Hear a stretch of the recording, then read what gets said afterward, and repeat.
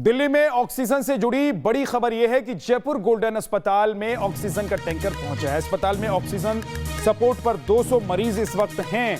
हालांकि आपको बता दें कि ऑक्सीजन की वजह से ही 25 मरीजों की मौत हो गई, क्योंकि सुबह ऑक्सीजन का प्रेशर इतना कम हो गया था कि 25 मरीजों की मौत हो गई। 7 घंटे देरी से ऑक्सीजन की सप्लाई हुई, काफी देर हो चुकी थी। उसके बाद दोबारा हॉस्पिटल की तरफ से कहा गया कि हमारे पास ऑक्सीजन नहीं है, ऑक्सीजन खत्म होने वाली है, जल्दी से ऑक्सीजन भिजवाइए। उसमें भी देरी हुई। मोहित राज दुबे हमारे सहयोगी हमारे साथ जुड़ गए हैं। मोहित, अभी जो इस हॉस्पिटल को ऑक्सीजन की सप्लाई हुई है वो कितनी देर के लिए है? कितने मरीज ऐसे हैं जो अभी भी ऑक्सीजन पर हैं, और हॉस्पिटल प्रशासन का क्या कहना है कि अगर 200 मरीज उनके पास हैं तो इनमें से कितने ऐसे मरीज हैं जिनको 24 घंटे ऑक्सीजन चाहिए? दिल्ली में कोरोना की लहर बेकाबू हो चुकी है और इसी बीच ऑक्सीजन की कमी की वजह से अस्पतालों में मरीज अपना दम तोड़ रहे हैं। इस वक्त हम दिल्ली के जयपुर गोल्डन अस्पताल में पहुंचे हुए हैं और यहाँ के डायरेक्टर के मुताबिक कल शाम को 20 मरीजों की ऑक्सीजन की कमी की वजह से मौत हो गई। इस वक्त देखिए, जिन लोगों के मरीज जो अंदर भर्ती हैं उनके तीमारदार बाहर हैं, जिन लोगों की मौतें अंदर हुई हैं उनके भी लोग यहाँ पर बैठे हुए। पैरामिलिट्री फोर्सेज की जवानों की तैनाती भी की गई है सुरक्षा व्यवस्था के मद्देनजर। लेकिन कुल मिलाकर लगातार लोग अपने सांसों के लिए जद्दोजहद यहाँ पे करते हुए नजर आ रहे हैं। यहाँ पे कुछ लोग हैं, उनसे हम बातचीत करते हैं।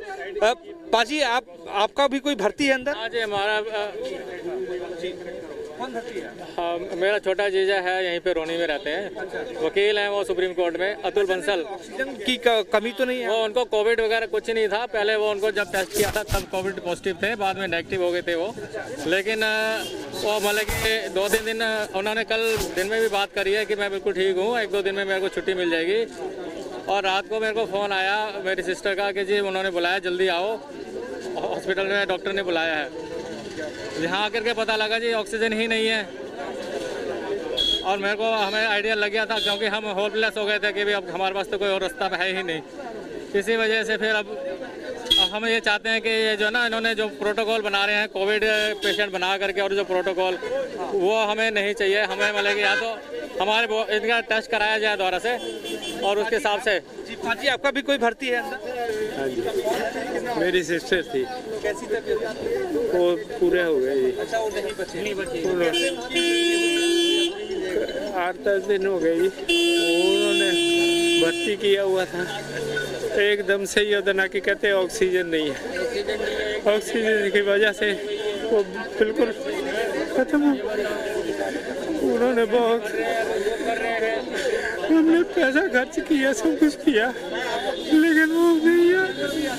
ये सवाल उठ रहा है कि आप एक ऑक्सीजन नहीं दे सकते हैं। यहाँ पर देखिए, ये जो परिजन है, यहाँ पर देखिए, जो यहाँ पे आपको दिखाई देंगे जो डॉक्टर्स हैं, जो परिजन है, लगातार उनकी स्थितियाँ जो हैं वो विकराल होती जा रही है। लगातार यहाँ पर रोते हुए लोग नजर आएंगे, लगातार जो महिलाएं हैं वो बिलखती हुई नजर आएंगी। क्यों?